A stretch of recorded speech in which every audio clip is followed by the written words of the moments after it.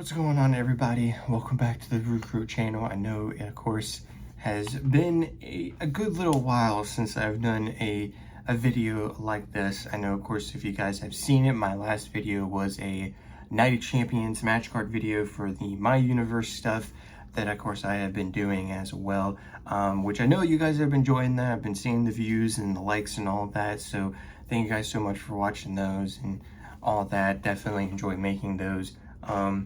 Definitely enjoy making those, but of course, been a while, a little bit of a while, about a couple weeks or so since the last time I did a video like this. Last time I did it was talking about the news with Money in the Bank, the changed official date for Money in the Bank. That was kind of the last video that I did, kind of like this, where you guys see my face. I tried to record other videos a couple times, I think like once or twice, but I don't know if it's just because of the time of trying to edit these and recording these and all that. I have tried to see if I could record videos. I know Night of Champions was this past weekend. I didn't do a prediction video or even do a review video. I did post something on my Instagram. If you guys are not following the Instagram, definitely go do that. Link to the Instagram is down in the description below, so definitely go do that.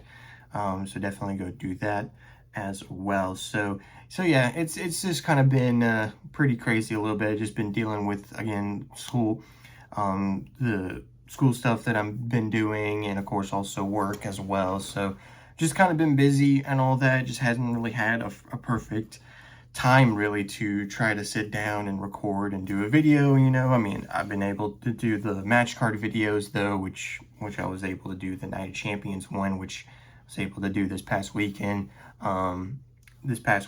Hopefully you guys definitely went to go check that out. Definitely, if you guys haven't, definitely do that. Appreciate that. But we are back with a video here because, of course, if you guys can see the title of this video and all that, going over a certain SummerSlam show, SummerSlam 2022. Now, of course, since we are on the road to SummerSlam for this year, we are on the road to, of course, SummerSlam. Yes, we have one whole month, and we have Saturday night's main event, which I think will be happening in July before we get to SummerSlam. But still, we're on the road to SummerSlam either way. So kind of these next few wrestling type videos will be, of course, probably some SummerSlam themed videos talking about some SummerSlam matches, shows, and all that. Now, I kind of wanted that to be one of the first videos I wanted to do, but I just didn't really have time because this was kind of a last minute thought literally yesterday before I went to bed. So I decided, you know what? Let's talk about actually one of the SummerSlams that I went to. Now, of course, I did a video like this when we were on the road to WrestleMania, when I talked about WrestleMania 34. If you guys have not checked out that video, definitely go check it out. I'll leave a link to that video in the description below if you guys want to go check it out. Definitely, of course, is a fun video that I made about my experience and going through each match and my experience going to WrestleMania. Now, get to talk about the second show ever, and technically the last show that I went to, at least at this point, that I went to live. So, honestly enough, what better way to talk about it than on the road to SummerSlam. Again, talking about SummerSlam 2022. Now, before we get more into the video, though, make sure you guys hit that subscribe button, hit that notification bell for future upcoming videos here in the BrewCrew channel. Of course, I do wrestling content like this. I also do football content for LSU and Saints whenever I can. Of course, I know it's been a while since I've done those types of content as well, but I do those content. So if you guys are fans of those content, definitely do that. Hit subscribe, hit the notification bell. So let's get more into this video. Before we get into the matches, really, let's kind of get more context of me going into this show. Now, of course, the show was in Nashville, Tennessee. So my older brother and my sister-in-law still live up in Nashville. They've been living up in Nashville for many years up to this point. And when we saw that the show was going to be in Nashville, we decided to take, of course, a trip. It was me, my mom and dad, and my other brother. The four of us went up to Nashville to go visit my older brother, and my sister-in-law, who my sister-in-law, I found out, was actually a fan of WWE back when she was younger with her brother. With her and her brother used to watch it a lot, so they were definitely fans, and so they came with us, her and my older brother. My mom and my other brother actually stayed at their place to watch over my little nephew, who of course was little at the time. It's not little anymore, But this was around the time, I believe he was not even like a couple months old, because I think he was literally born like earlier in the year in 2022, I believe. I can't remember. I'm not really good with the memory and all that with that. But it was me, my dad, and my brother, my older brother, and my sister-in-law, and then a couple of my brother's friends, and my sister-in-law's brother as well. But it was, of course, a great experience to go. We did a little stuff, hang out, whatever, before we went to the stadium. Of course, it was at Nissan Stadium. At Nissan Stadium, definitely a pretty packed up stadium, and it was pretty good seats that my older brother actually got. And there were seats like right above where the entrance was, where we saw the superstars come out, which was really cool, nice seats to see. So that's of course kind of the gist of me going to this show and all that. Now let's go ahead and get though into the matches. First match, of course, that started off the night was the Raw Women's Championship match between Bianca Belair and Becky Lynch. Now, this was a really good opening match, and definitely, of course, was a rematch from their amazing WrestleMania Classic earlier in the year, at WrestleMania 38. Definitely not much better as their WrestleMania 38 match, but still was a really good match and really good opening to the show. Of course, we do know in this match, Becky Lynch did get injured. I think it was like a shoulder injury or something like that. But she still fought through the shoulder injury in a really great match. Bianca, though, however, would come out with the win. But, of course, that wasn't the shocker, though. It was after the match we saw the return of Bayley. I remember hearing the music. I kind of was confused at first because I didn't know it was Bayley until I saw, like, on the screen, it said Bayley. And I was like, oh, my God, it's Bayley.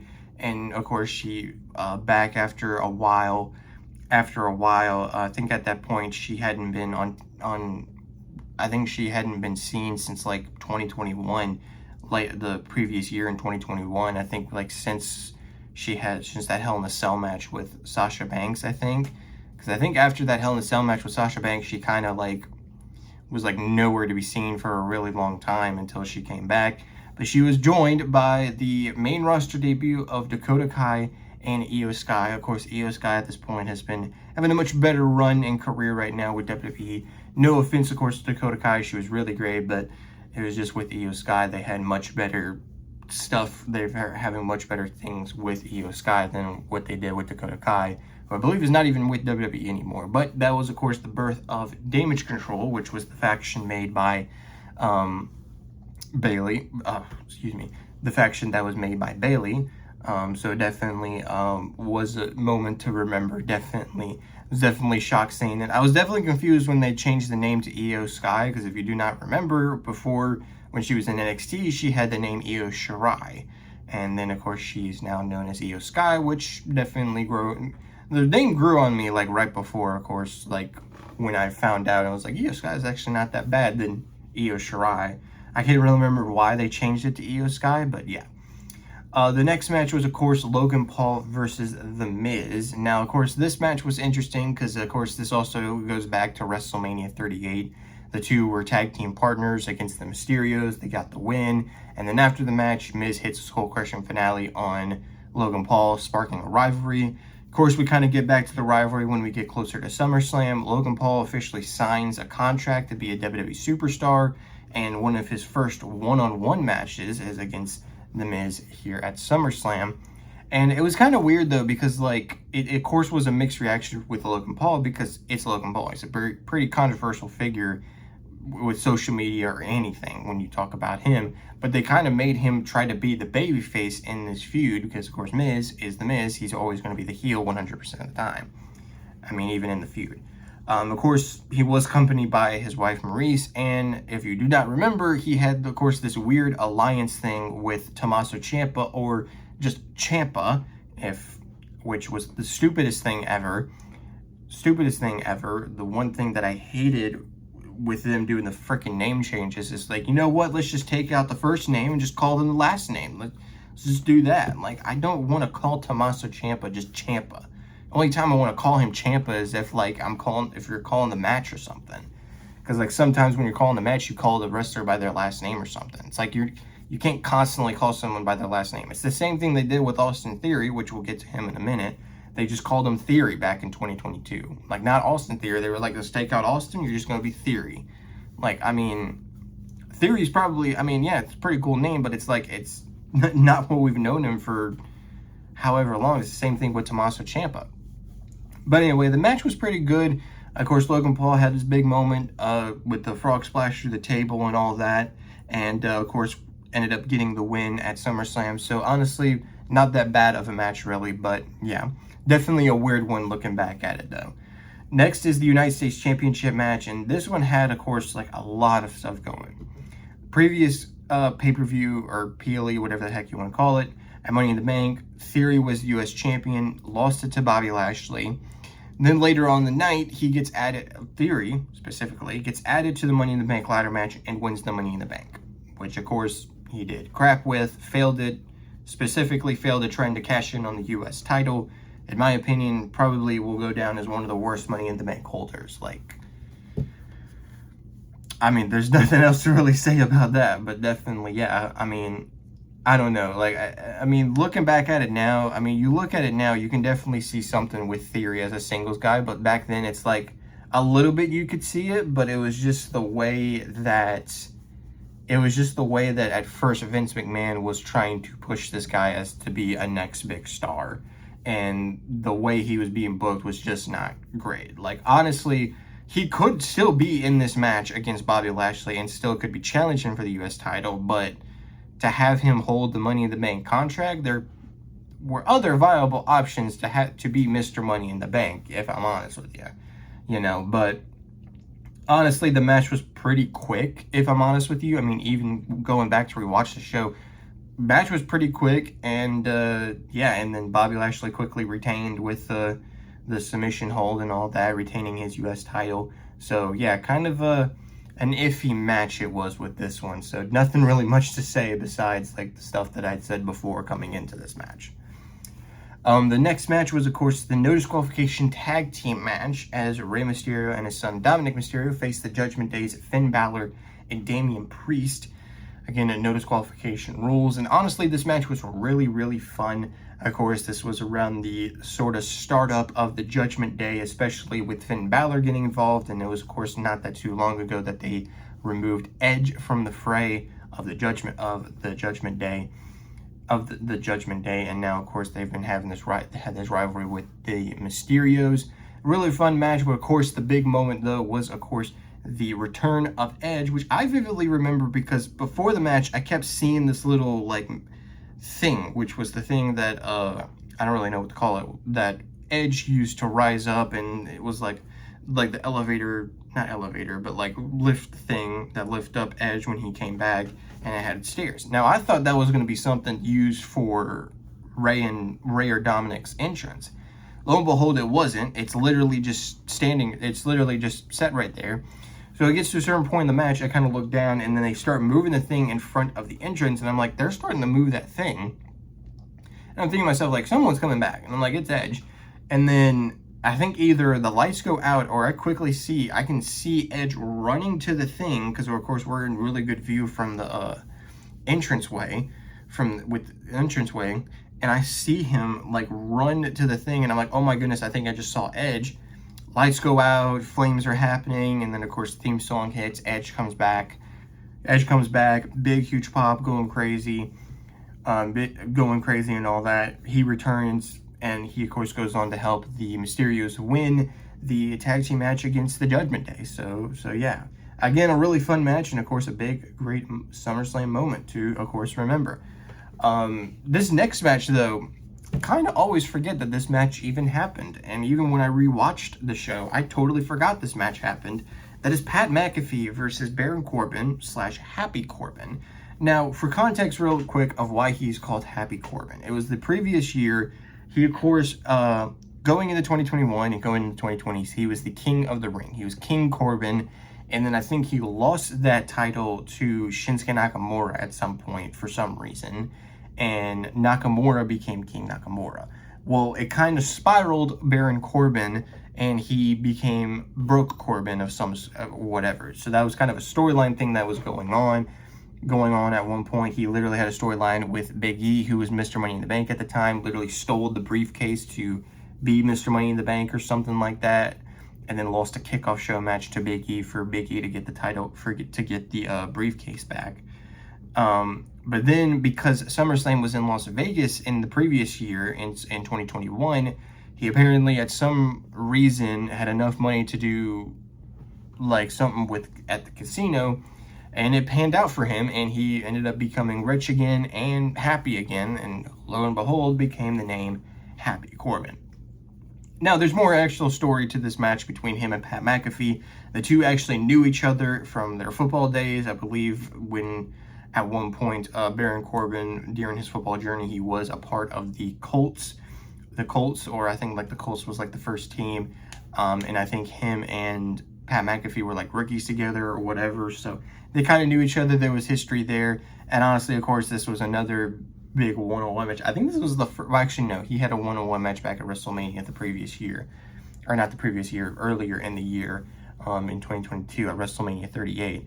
And now with this one kind of was more intriguing because like there was more of a story, and these two actually had like history with one another. So it was definitely going to be interesting to see. And honestly, the match was pretty fun. It was pretty good, especially watching back at it. Pat McAfee, of course, being Pat McAfee, was of course really great in the ring. Can definitely go in the ring. I mean, can definitely go in the ring. Definitely can't be shocked if he can't, you know. Of course, this was back then when Pat McAfee was not, I want to say public enemy number one, but was not, of course, really well received by the fans, of course, with what happened earlier this year in 2026 with WrestleMania and Randy Orton. But, of course, you know, back then he was a big time, he was a big time name with WWE. Still sort of is, yes, but back then when he first was getting into WWE, like, he was a big time name. And again, the match was pretty fun, was really good, and Pat McAfee would come out with the win. And I do want to say, Happy Corbin, Baron Corbin, pretty underrated wrestler. Literally, he could have a good match with anybody, and he proved that with Pat McAfee, really. And again, it just shows that he's just really an underrated wrestler. I know he's not with WWE anymore. He's, I believe, in the indie scene right now, but still really, in my opinion, a really underrated wrestler. He has really a lot of good matches.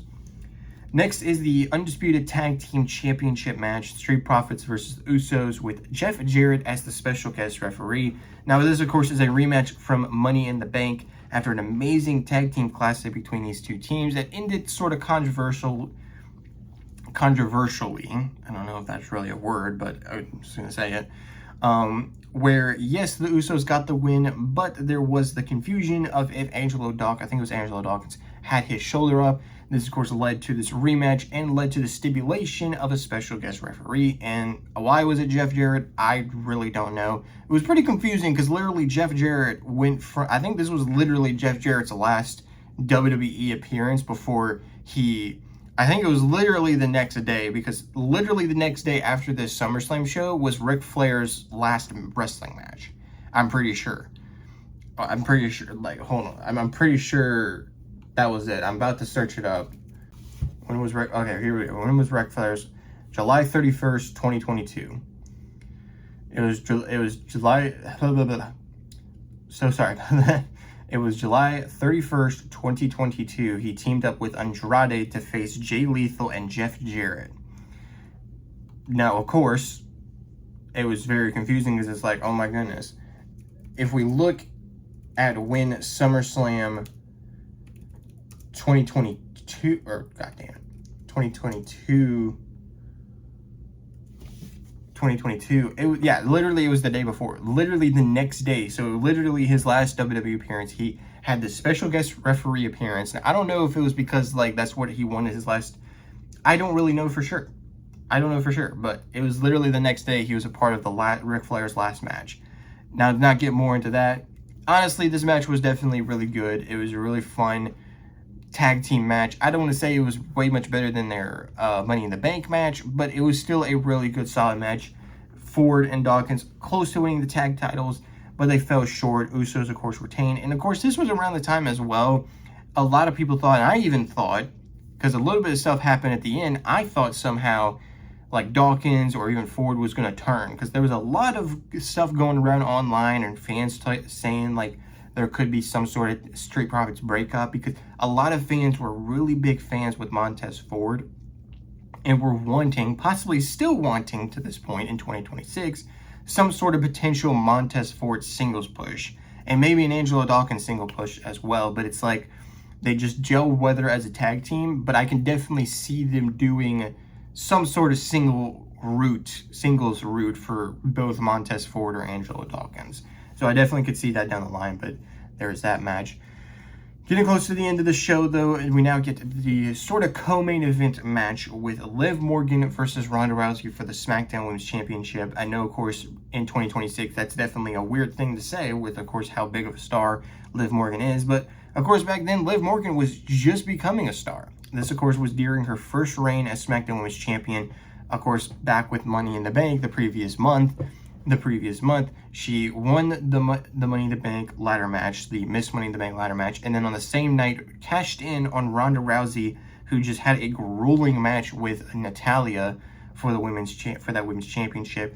Shocked everybody, became champion, and then of course Ronda Rousey wanted her rematch, and everybody technically thought Ronda Rousey was going to win. I definitely didn't think Liv was going to win this, and honestly, this is a sort of forgettable match. Honestly, I don't know, kind of a weird match, because I don't know, it was just the different styles of wrestling between the two, and I just didn't know if they gelled well together. They had a pretty much better match later on at Extreme Rules, in an Extreme Rules match, but just a regular one-on-one match, I don't know.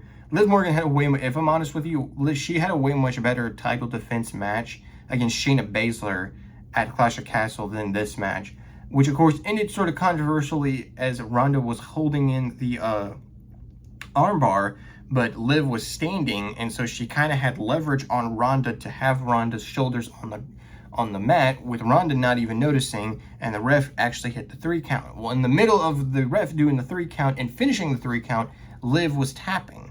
So when the bell rung, Ronda thought she won, but Liv actually won and retained, which of course then led on to a match with Shayna Baszler at the Clash at the Castle, and then led on to the final meeting between the two at Extreme Rules, where of course Ronda would take her championship back. But honestly, match was pretty forgettable. It's definitely a match that you kind of look at and you're like, oh, I totally forgot that match even happened on that show.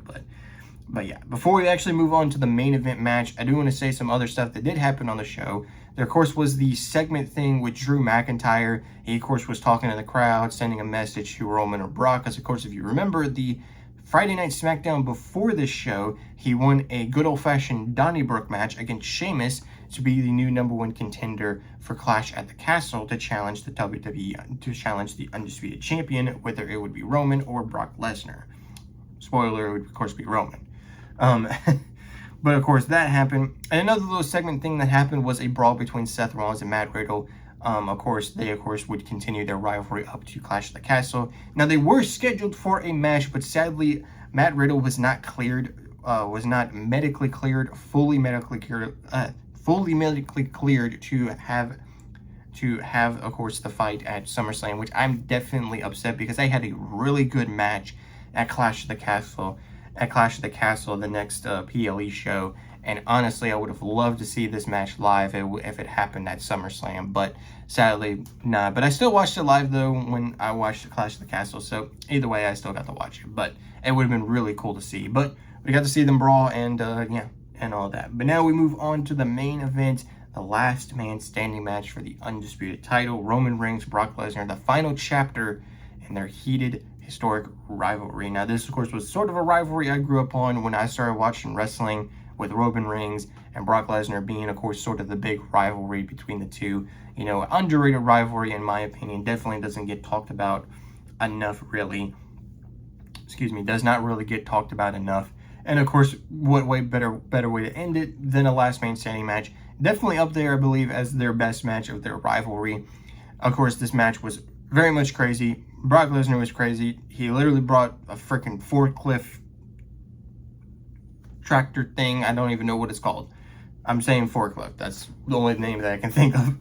And he used it well. He literally picked up Roman Reigns and dumped him into the ring. And not only that, he freaking destroyed the ring, picking up the ring and tumbling Roman Reigns. and tumbling Roman Reigns. And other crazy things happen, of course. Austin Theory tried to cash in, which was going to be pretty interesting because it's like, how the heck?